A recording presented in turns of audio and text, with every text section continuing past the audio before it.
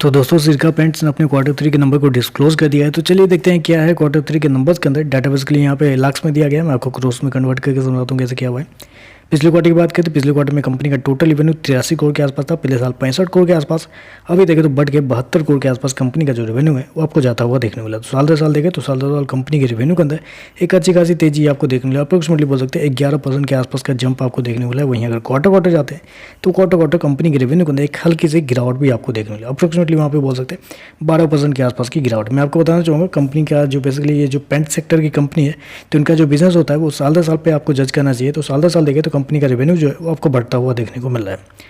खर्चे की बात कर लेते हैं। पिछले क्वार्टर में 63 करोड़ के आसपास खर्च किए थे, पिछले साल 52 करोड़ के आसपास। अभी देखें तो कंपनी के खर्चे 60 करोड़ के आसपास आपको देखने को मिल रहा है।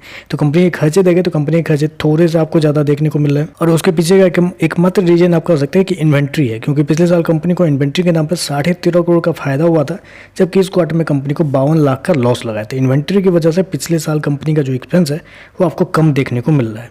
चलिए कंपनी के प्रॉफिट क्या निकलता है वो देख लेते हैं।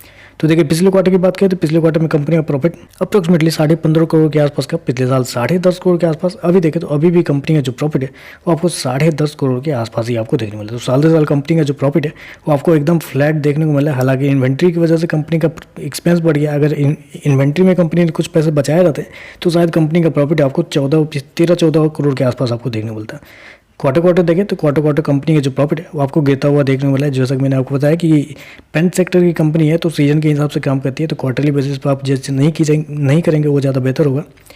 ईपीएस की बात करें पिछले क्वार्टर में 2.83, पिछले साल 1.92, अभी देखें तो 1.92 के आसपास है। तो ओवरऑल देखें तो मेरे हिसाब से नंबर खराब तो बिल्कुल नहीं है, ना ही अच्छे हैं, ना ही मतलब ऐसे नंबर नहीं है कि जिसकी वजह से एक अच्छी खासी तेजी आपको देखने मिले। एवरेज टाइप के नंबर है, नॉर्मल टाइप के नंबर कंपनी के द्वारा दिए गए।